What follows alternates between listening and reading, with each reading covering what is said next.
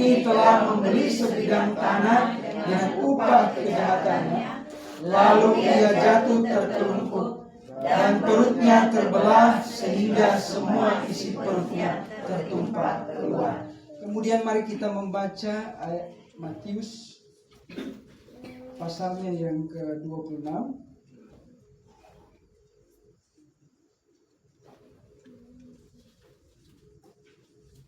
Matius pasalnya yang ke-26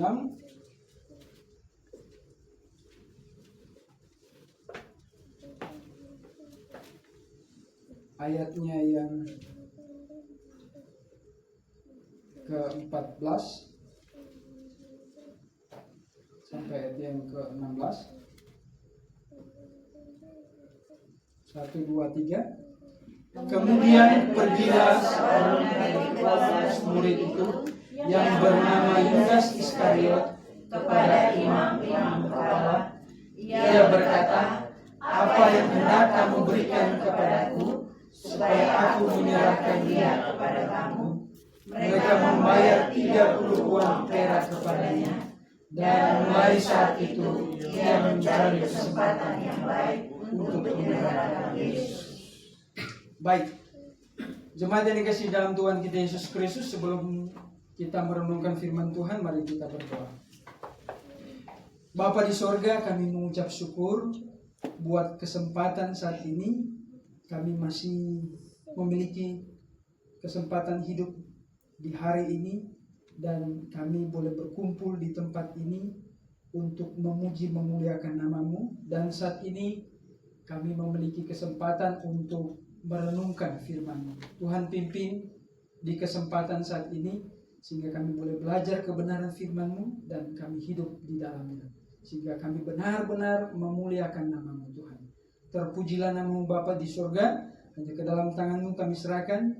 Dalam nama Tuhan kami Yesus Kristus kami berdoa. Amin. Saudara yang saya kasih dalam Tuhan kita Yesus Kristus, kita sudah membaca dua bagian perikop tadi di dalam Kisah Para Rasul, menjelaskan tentang bagaimana Yudas di situ dikatakan, dahulu ia termasuk bilangan kami dan menjadi bagian dalam pelayanan ini. Nah, saudara yang dikasih dalam Tuhan kita Yesus Kristus, Yudas Iskariot, hampir banyak orang kenal dengan Yudas Iskariot. Hampir banyak. Dan kebanyakan orang Kristen tahu Yudas Iskariot itu siapa? Orang yang mengkhianati Yesus. Sehingga karena dia mengkhianati Yesus, karena perbuatannya, sehingga banyak orang setelah itu, bahkan keturunan-keturunan, apalagi orang Kristen itu tidak mau anaknya diberi nama dengan Yudas. Betul? Yudas Iskariot. Ada yang suka kalau punya anak kasih nama Yudas Iskariot? Tapi sebenarnya sudah dikasih dalam Tuhan kita Yesus Kristus, Yudas itu nama yang indah. Yudas itu dari bahasa Ibraninya, padanan Ibrani itu kata Yehuda atau Yosua. Jadi kalau ada yang bilang, ada pasti suka kasih nama anak Yehuda, Yosua, banyak kan? Tapi ketika Yudas Iskariot, Yudas, orang malu, bahkan takut. Tak bagus itu nama. Bahkan di Jerman dikasih aturan katanya, kalau kasih nama itu akan dihukum. Nah, saudara yang saya kasih dalam Tuhan kita Yesus Kristus, karena perbuatan Yudas inilah, sehingga setelah dia berikutnya, nama dia tidak menjadi baik. Nah, oleh karena itu, saudara yang saya kasih dalam Tuhan kita Yesus Kristus, jemaat yang dikasih dalam Tuhan, saat ini saya ingin mengajak kita untuk belajar pengalaman. Mengapa Yudas itu sampai menjadi contoh yang tidak baik? Coba kita melihat, siapakah Yudas itu? Yudas itu kalau Anda membaca di dalam Matius, bagaimana Tuhan Yesus memilih 12 rasul. Bagaimana Tuhan Yesus memilih murid-muridnya. Ada dikatakan ada yang 120, ada yang 70 murid, ada yang 12 murid. 12 murid itu makanya di dalam Kisah Para Rasul pasal 1 tadi, salah satu ketika Yudas untuk menggantikan Yudas, 11 murid ini mengatakan, dia ini bagian dari kami 12. Dan 12 ini adalah murid yang inti. Murid-murid inti. Kemudian, saudara yang kasih dalam Tuhan kita Yesus Kristus, coba kita melihat di dalam ayatnya yang Matius pasalnya yang ke-10. Coba kita lihat. Matius pasal 10. Ayatnya yang ke-5. Sampai ayat yang ke-8. Ke-12 murid itu diutus oleh Yesus dan ia berpesan kepada mereka, janganlah kamu menyimpang ke jalan bangsa lain atau masuk ke dalam kota orang Samaria, melainkan pergilah kepada domba-domba yang hilang dari umat Israel. Pergilah dan beritakanlah kerajaan surga sudah dekat. Sembuhkanlah orang sakit, bangkitkanlah orang mati, tahirkanlah orang kusta, usirlah setan-setan. Kamu telah memperolehnya dengan cuma-cuma, karena itu berikanlah pula dengan cuma-cuma. Nah, saudara yang saya kasih dalam Tuhan kita Yesus Kristus, 12 murid ini termasuk Yudas diutus oleh Tuhan untuk memberitakan Injil. Kalau saat ini bisa dibilang KKR, ada festival kuasa Allah. Kalau dalam karismatik ada festival kuasa Allah. Di situ ada memberitakan Injil, ada apa di situ? Bangkitkan orang mati, tahirkan orang kusta, usir setan-setan. Wah, itu luar biasa. Dan di dalamnya itu siapa? Ada Yudas. Yudas, seorang murid inti yang diutus, bahkan 70 murid itu di situ.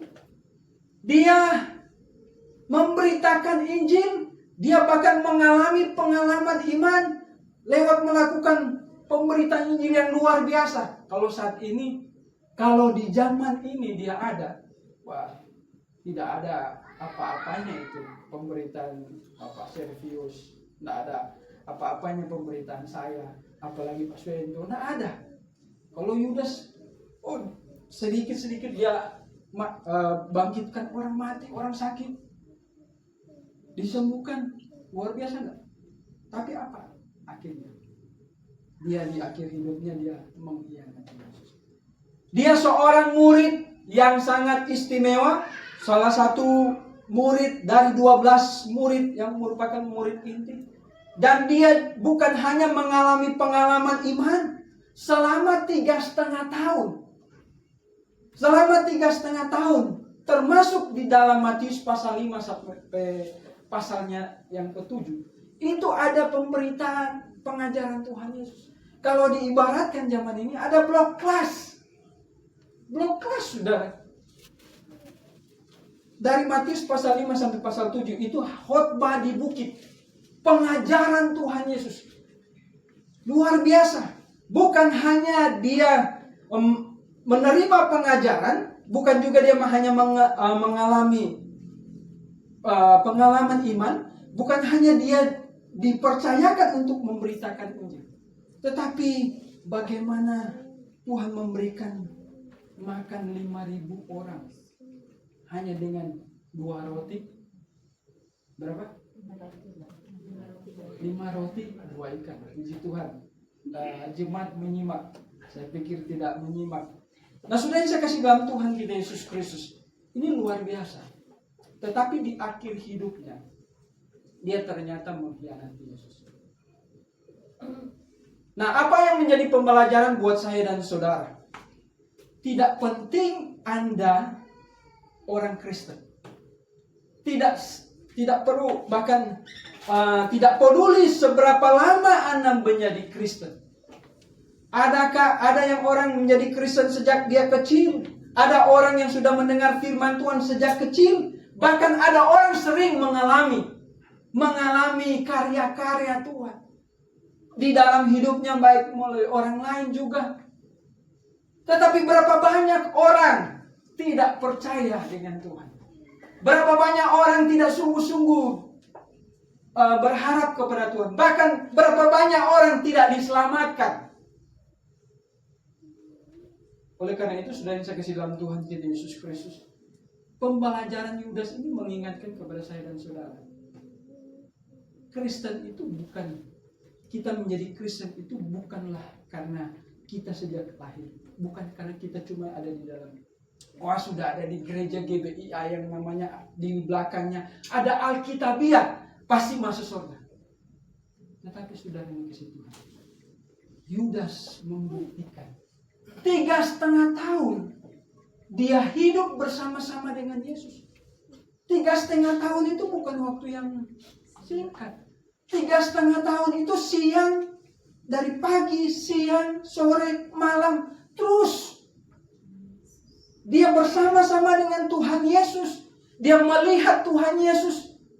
Bahkan dia mendengar. Bahkan dia memberitakan. Tetapi mengapa dia tidak? Akhirnya di ujungnya dia menjadi orang yang mengenal Yesus. Coba kita lihat. Hal yang pertama, seharusnya menjadi pembelajaran untuk saya dan saudara. Di dalam Yohanes,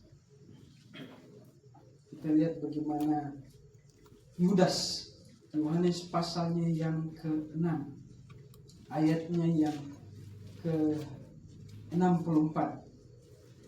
Yohanes pasalnya yang ke-6, ayatnya yang ke-64. Tetapi di antaramu ada yang tidak percaya, sebab Yesus tahu dari semula siapa yang tidak percaya dan siapa yang akan menyerahkan.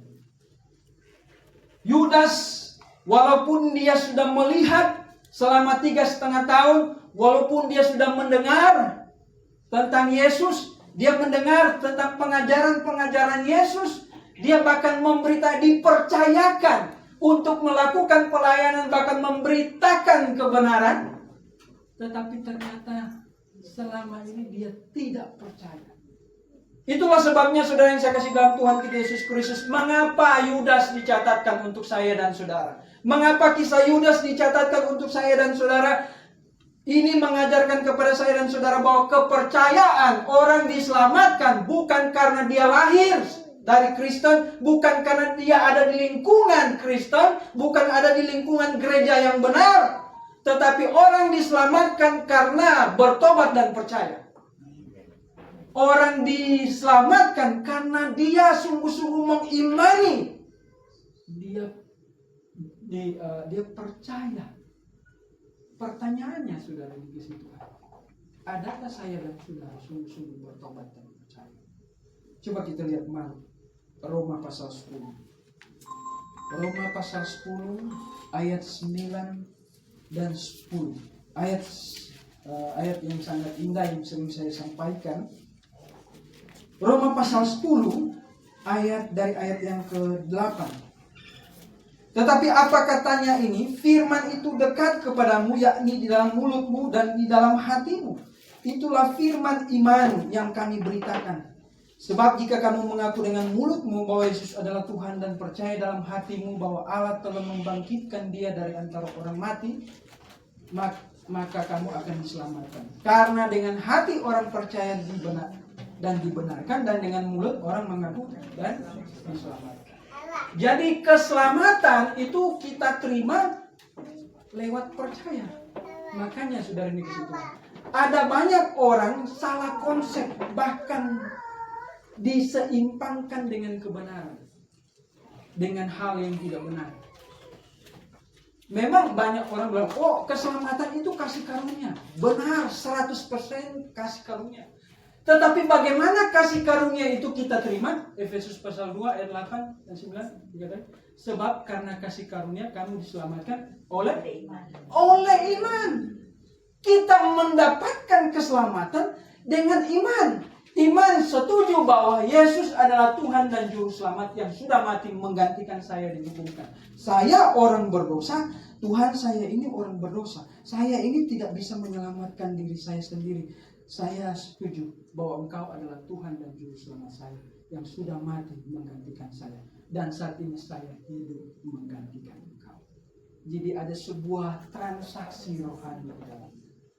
setuju Yesus mati bagi saya hidup bagi Yesus. Ada banyak orang hanya mengaku dengan mulut. Ada banyak orang tahu Yesus itu juru selamat. Ada banyak orang mengenal Yesus juru selamat. Bahkan mereka melayani Tuhan. Mereka giat. Itu yang dikatakan dalam Roma pasal 10 ayat 1-3. Giat akan Allah tetapi tanpa pengertian yang benar.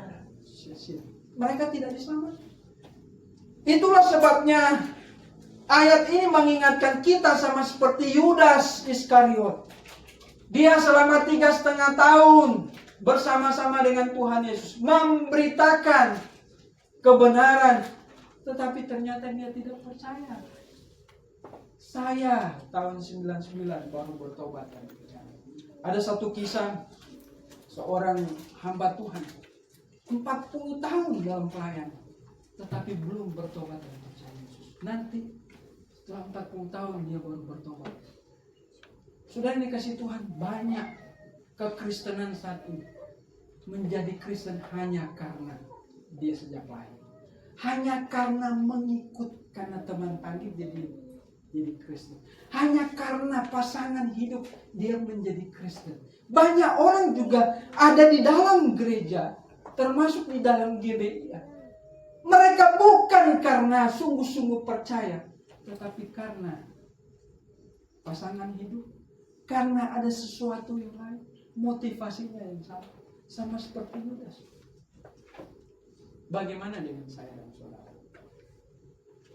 Yudas Iskariot tidak diselamatkan karena sebenarnya memang dia tidak percaya. Ini hal yang penting, saudara. Apa gunanya kita dikenal oleh orang? Apa gunanya kita memiliki banyak kawan? Apa gunanya kita memiliki sahabat? Apa gunanya kita punya pengaruh yang besar di dunia ini kalau mati binasa? Betul? Tuhan Yesus berkata, apa gunanya seseorang memperoleh seluruh dunia ini tetapi binasa? Karena Tuhan paling menginginkan manusia supaya mereka diselamatkan. Inilah sebabnya Tuhan datang ke dunia. Karena Tuhan mengasihi manusia sehingga dia rela menjadi manusia, bahkan menggantikan manusia yang berdosa dihukumkan. Supaya setiap orang yang percaya, maka dia bisa masuk surga. Kalau keselamatan itu boleh melalui kebaikan, maka Tuhan Yesus tidak perlu mati. Kalau keselamatan itu boleh melalui rajin kegiatan ibadah, rajin melayani Tuhan, maka Tuhan Yesus tidak perlu mati di kayu salib. Tidak perlu. Oleh karena itu, saudara yang saya kasih dalam Tuhan kita Yesus Kristus, seberapa rajin Yudas, 3,5 tahun dia bersama-sama, bahkan dia termasuk pegang keuangan. Cuman memang karena dia tidak percaya. Karena itu sudah dikasih dalam Tuhan kita Yesus Kristus. Pembelajaran pertama dari Yudas kita belajar, perlu mengenal kebenaran, perlu bertobat dan percaya. Jangan sampai saya ini sudah Kristen, kita kok sudah Kristen, sudah tahu Yesus, sudah percaya Yesus. Percaya Yesus yang bagaimana? Percaya Yesus dengan benar. Percaya Yesus yang benar itu yang bagaimana? Saya sadar saya orang berdosa, saya sebenarnya akan dihukumkan, dan saya tidak bisa menyelamatkan diri saya sendiri. Saya mengaku dengan sepenuh hati saya, bukan cuma di mulut, tetapi dengan hati saya, bahwa Yesus sudah mati di kuburan menggantikan saya, dan saat ini saya hidup bagi Yesus. Saudara yang dikasih dalam Tuhan kita Yesus Kristus, di Roma pasal 10 ayat 8, di situ dikatakan, firman itu begitu dekat kepadamu, yakni di dalam mulutmu dan di dalam hatimu. Ini mengingatkan kita bagaimana kisah orang Yahudi. Dan itu juga mengingatkan kepada saya dan saudara sebagai orang Kristen. Sudah tahu firman Tuhan? Sudah tahu tentang Yesus Kristus? Sudah. Dari sekolah minggu, betul? Dari sekolah minggu sudah tahu firman Tuhan tentang Yesus, tentang Yudas. Tetapi apakah itu memberikan keselamatan, membuat orang diselamatkan? Tidak. Ayat 9 dikatakan, sebab jika kamu mengaku dengan mulutmu bahwa Yesus adalah Tuhan dan percaya dalam hatimu, ada sebuah pengakuan di dalam hati, maka kamu akan diselamatkan. Saudara yang dikasihi dalam Tuhan kita Yesus Kristus, dari pembelajaran Yudas kita belajar mengapa dia sudah hidup selama 3 tahun bersama-sama dengan Tuhan Yesus, sudah mengalami hal yang luar biasa dengan Tuhan Yesus, tetapi kenapa dia tidak bisa mengkhianati Yesus? Karena dia tidak percaya. Hal yang kedua, kita belajar dari Yudas Iskariot. Yang kedua, coba kita lihat di dalam Matius pasal 10 tadi. Matius pasal 10 tadi, ayatnya yang ke-5 sampai ayatnya yang ke-8 tadi. Ini kisah bagaimana Tuhan Yesus mengutus murid-muridnya. Dia memberitakan, ayat 7, pergilah dan beritakanlah kerajaan surga sudah dekat.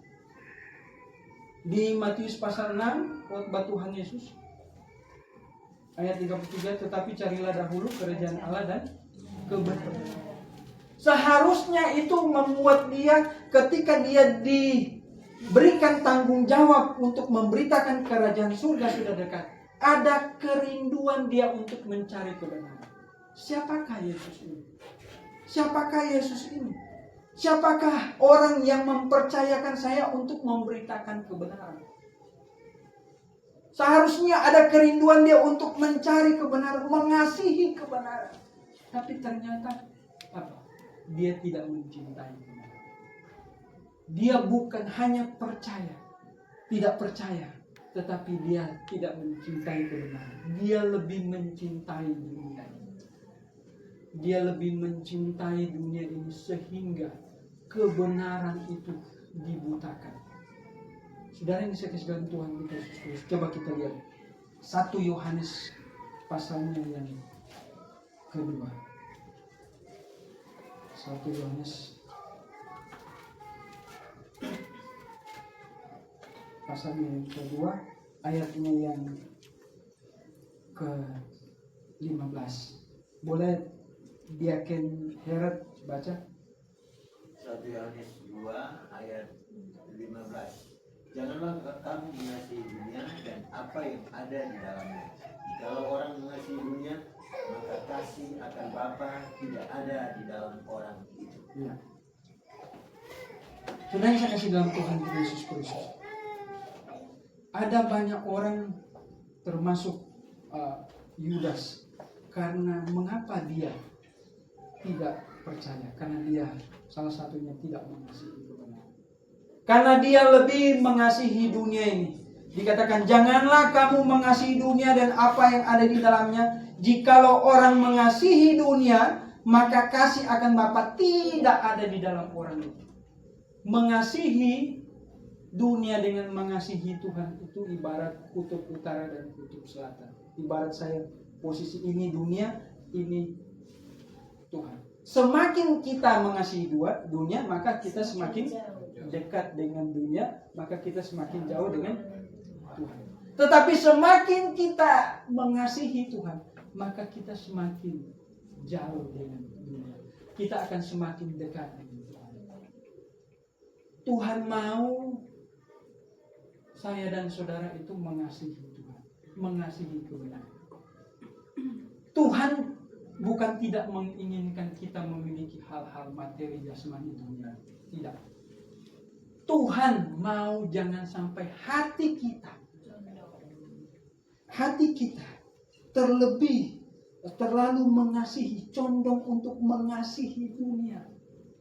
Itu yang terjadi, itu yang dinyatakan, itu yang ditanyakan oleh Tuhan Yesus kepada pemuda. Pemuda yang kaya, dia seorang pemuda, pemimpin, bahkan kaya. Kalau begitu, jualah hartamu. Akhirnya apa? Dia pergi dengan sedih karena banyak hartanya. Karena apa? Hatinya Tuhan bukan tidak suruh orang Kristen boleh banyak uang. Tidak. Tuhan bukan tidak suruh orang Kristen itu tidak boleh banyak materi. Tuhan justru menyatakan manusia bukan hidup dari roti saja, hanya dari roti saja. Artinya roti itu, hal materi itu perlu.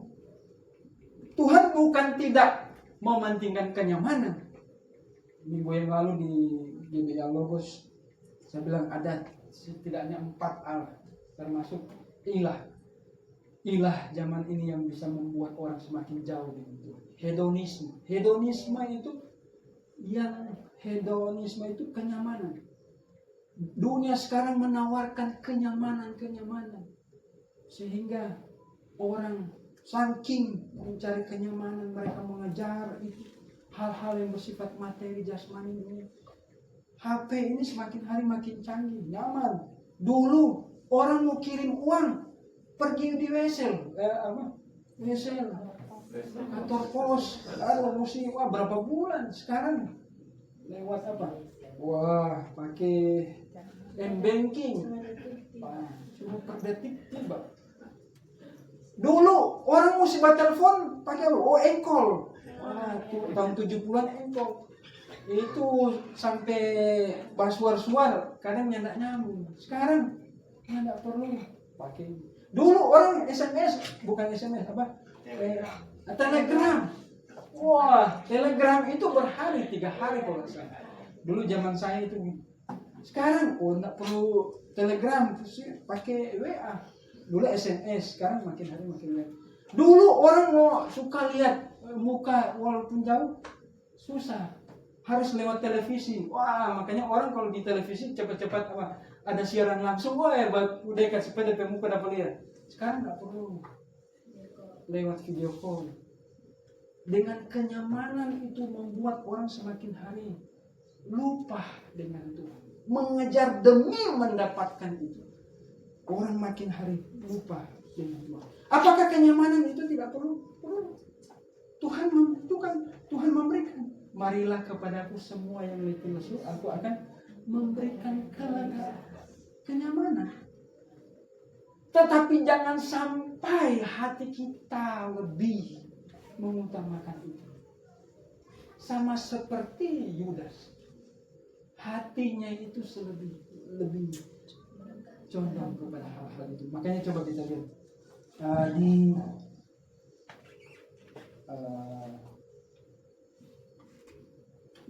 Yohanes pasal 12. Yohanes pasal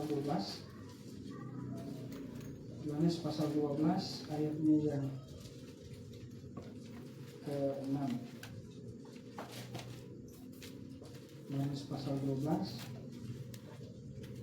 Hal itu dikatakannya bukan karena ia memperhatikan nasib orang miskin, melainkan karena ia adalah seorang pencuri. Ia sering mengambil uang disimpan dalam kas yang dipegangnya. Di situ di Matius juga dijelaskan karena memang di hatimu itu hanya ada orang miskin. Jadi sebenarnya dia hatinya itu lebih condong kepada hal-hal bersifat materi jasmani dunia. Karena mengasihi dunia, maka kasih akan Bapa tidak ada di dalam orang. Demikian juga saudara yang kasih Tuhan. Mengapa Yudas orang yang sudah begitu dekat, bahkan dia seorang pelayan Tuhan, bahkan rasul, termasuk 12 rasul inti, murid Tuhan Yesus, dia justru mengkhianati Tuhan.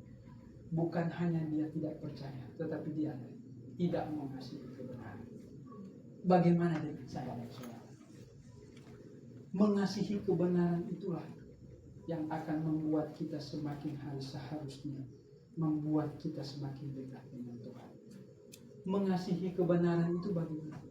Dengan kita melihat adanya 2 perbedaan, membuat kita merangsang kita untuk mengejar.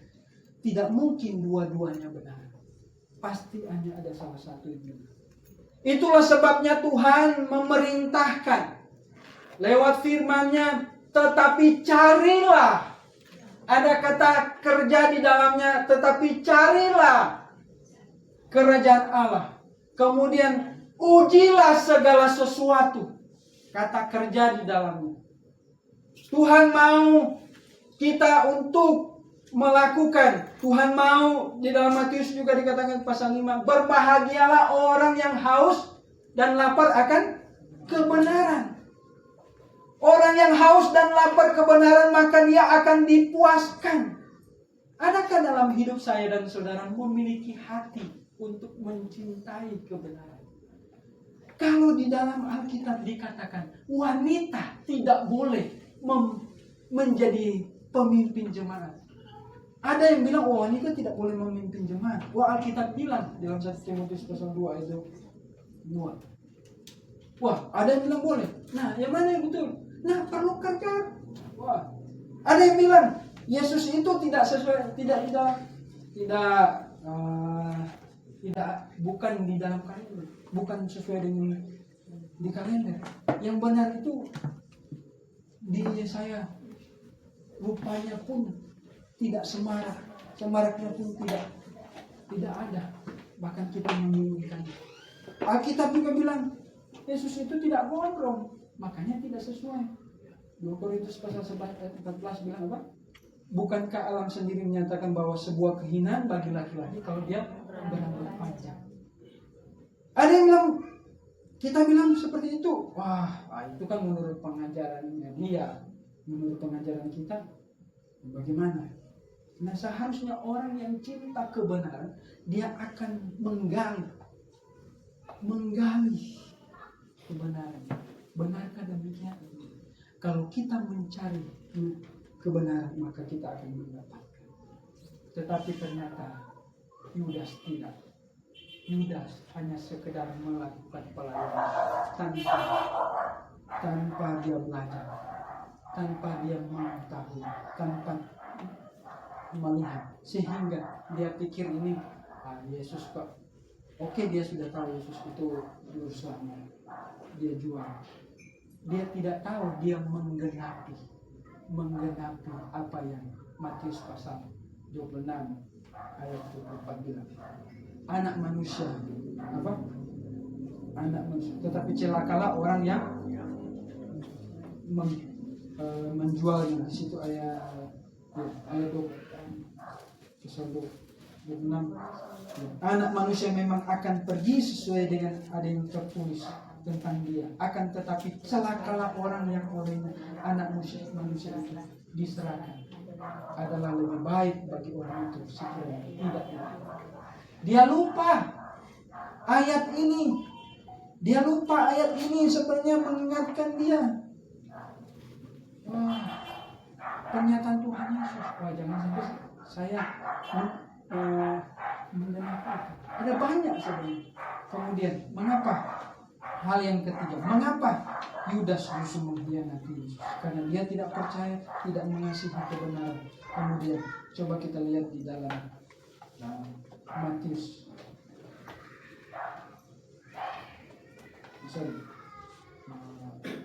Ayat 2, Yohanes pasal 12 tadi, ayat 6 yang sudah kita baca. Yohanes pasal 12 yang sudah kita baca tadi. Di situ dikatakan ayat 6. Hal itu dikatakannya bukan karena ia memperhatikan nasib orang miskin, melainkan karena ia adalah seorang pencuri.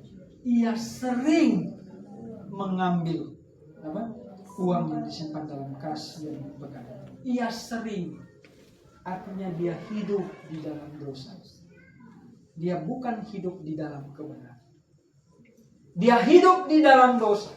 Sehingga ketika dia hidup di dalam dosa, dia semakin jauh dengan kebenaran. Nah, saudara yang saya kasih dalam Tuhan kita Yesus Kristus, ketika kita sudah bertobat dan percaya Yesus, Tuhan menginginkan saya dan saudara perlu berdiri teguh di dalam kebenaran. Dalam 1 Korintus pasal 15 ayat 8 bilang, coba kita lihat di dalam 1 Korintus pasal 15 ayat ke-58. Karena itu saudara-saudaraku yang kekasih, berdirilah teguh Jangan goyah dan giatlah selalu dalam pekerjaan Tuhan, sebab kamu tahu bahwa dalam persekutuan dengan Tuhan jeripayamu tidak sia-sia. Kata berdiri teguh artinya berdiri teguh tetap ada di dalam kebenaran. Karena kalau tidak, kita tidak di dalam kebenaran, iblis itu bisa mengecoh kita. Iblis bisa membuat kita jauh dari kebenaran. Iblis akan semakin hari membuat saya dan saudara semakin jauh dari hal yang benar. Dan iblis membuat saya dan saudara tidak bisa membedakan mana yang benar dan mana yang hampir-hampir benar. Bagi iblis tidak masalah orang percaya Yesus, tetapi percaya Yesusnya yang salah. Kalau makanya kita sekarang pembacaan di grup pembacaan Alkitab sudah masuk putaran kelima, ya kan? Hari ini mulai Matius pasal 1 ayat 1 sampai pasal 1 sampai 3. Tujuannya apa? Minimal kita mengenal firman Tuhan supaya kalau ada pengajaran-pengajaran yang salah, kita bisa tahu. Saya sudah pernah baca. Apalagi ini sudah 5 kali. Oh, luar biasa. Firman Tuhan di dalam 2 Timotius pasal 3 ayat 16, segala tulisan yang diilhamkan Allah bermanfaat untuk mengajar. Ketika diajarkan, dinyatakan apa? Kesalahan. Mengajar untuk menyatakan kesalahan. Ketika dinyatakan kesalahan, kita tahu itu salah, memperbaiki kelakuan. Kemudian habis diperbaiki kelakuan, baru dididik dalam kebenaran. Ayat 17. Dengan demikian setiap manusia kepunyaan Allah diperlengkapi untuk setiap perbuatan baik. Satu-satunya kita bisa hidup dalam kebenaran hanya di dalam firman Tuhan. Itulah doa Tuhan Yesus di akhir ketika sebelum dia mau naik ke surga. Bapa, kuduskanlah mereka dengan firman-Mu. Firman-Mu adalah kebenaran. Tuhan mau kita, murid-muridnya pada waktu itu, bahkan kita saat ini, hanya berdiri teguh pada kebenaran. Firman Tuhan inilah yang seharusnya menjadi dasar pengajaran kita. Seharusnya menjadi dasar. Itulah sebabnya sudah dikasih Tuhan. Orang yang hidup di dalam kebenaran dan bahkan teguh di dalam kebenaran, dia akan semakin hari tetap terlepas dari kesesatan. Bagaimana dengan saya dan saudara? Adakah saya dan saudara mau hidup di dalam kebenaran atau tidak? Adakah saya dan saudara sudah sungguh-sungguh bertobat dan percaya? Adakah saya dan saudara sungguh-sungguh mencintai kebenaran? Dan ketika kita mendapatkan kebenaran, adakah kita mau hidup di dalam kebenaran? Teguh di dalamnya. Kalau kita tidak teguh, ingatlah. 1 Petrus berkata, lihat lawanmu si iblis seperti singa yang mengal-ngal. Dia akan membuat kita jatuh. Dia akan menelan rencana, membuat kita jatuh, terkecoh dengan hal yang hampir benar, karena kita tidak hidup di dalam kebenaran. Makanya Efesus pasal 6 ayat 13, engkau berdiri teguh, berikat pinggangkan kebenaran, supaya ini celana ini tidak melorot. Makanya dikasih ikat pinggang. Sudah ini kasih Tuhan. Hal yang sangat penting bagi orang percaya adalah ketika dia tiba di dalam kebenaran. Yudas, dia mengkhianati Yesus karena tidak mau hidup di dalam kebenaran. Dia justru hidup di dalam dosa. Dia tidak sungguh-sungguh percaya, dia tidak sungguh-sungguh mengasihi kebenaran, dan bahkan tidak mau hidup di dalam kebenaran. Seharusnya pembelajaran Yudas ini mengingatkan saya dan saudara. Mari kita hidup di dalam kebenaran. Mari sungguh-sungguh bertobat dan percaya Yesus. Mari sungguh mengasihi kebenaran, dan mari sungguh hidup di dalam kebenaran. Carilah kebenaran. Maka ketika engkau mendapatkan kebenaran itu, hiduplah di dalam kebenaran. Adalah hal yang lebih mulia. Walaupun orang ada di kumpulan kecil di tempat ini, tetapi itu benar. Dan itu paling mulia Tuhan lihat daripada orang ada di kumpulan yang banyak, tetapi itu bukan di dalam kebenaran. Betul? Dan Tuhan akan memandang itu sebuah kehinaan. Oleh karena itu sudah saya kasih dalam Tuhan kita Yesus Kristus, janganlah kita menjadi sama seperti Yudas Iskariot. Pembelajaran Yudas Iskariot mengingatkan kita, mari kita perlu berdiri teguh dalam kebenaran. Kalau Anda sudah mendapatkan, berdirilah di dalamnya. Hiduplah di dalamnya sehingga kita sungguh-sungguh dapat mengenal kebenaran, bahkan dapat bisa membedakan. Orang kalau suami istri sudah hidup lama, dia akan tahu kebiasaan. Kalau saya dengan istri, kalau misalnya dia marah, tahu gelagatnya itu, wah ini ada sesuatu ini, akan peka. Sama juga dengan kita. Kalau kita hidup di dalam kebenaran, kalau ini tidak sesuai dengan kebenaran, peka. Kenapa? Sudah hidup di dalamnya. Karena itu sudah dikasih dalam Tuhan kita Yesus Kristus. Mari kita sungguh-sungguh bertobat percaya Yesus, sungguh-sungguh mengasihi Tuhan, dan sungguh-sungguh hidup di dalam kebenaran, sehingga kita jangan sama seperti Yudas Iskariot. Mari kita berdoa. Tuhan, terima kasih buat firman-Mu yang mengingatkan kami lewat kisah hidup Yudas Iskariot yang memiliki nama yang indah, tetapi akhir hidupnya memiliki hidup yang sungguh sangat buruk, bahkan memberi contoh teladan yang tidak baik. Biarlah kami lewat pembelajaran kisah hidup Yudas ini mengingatkan kami untuk kami sungguh-sungguh bertobat dan percaya kepada-Mu, bukan karena kami Kristen mengenal Yesus sejak lahir, tetapi yang membuat kami dapat diselamatkan karena percaya dengan sungguh-sungguh, dengan mulut dan dalam hati, dan yang membuat kami semakin hari mengenal Engkau dengan mengasihi Engkau, sehingga kami terus belajar kebenaran firman, dan bahkan kami hidup di dalamnya, sehingga kami terus semakin hari dapat membedakan mana yang benar, mana yang sesuai dengan kehendak-Mu, dan mana yang bukan kehendak-Mu. Tuhan, sertailah jemaat di Kayu Sungai di saat ini. Biarlah mereka menjalani hidup memuliakan nama-Mu. Juga para simpatisan yang sudah mendengar firman, biarlah mereka mau hidup di dalam kebenaran, sungguh-sungguh bertobat percaya Yesus, mencintai kebenaran-Mu dan hidup di dalam kebenaran, sehingga Engkau melihat mereka layak di hadapan-Mu. Terpujilah nama-Mu Bapa, biarlah nama-Mu yang dipermuliakan di saat ini. Dalam nama Tuhan Yesus kami berdoa. Amin. Waktu selanjutnya saya serahkan kepada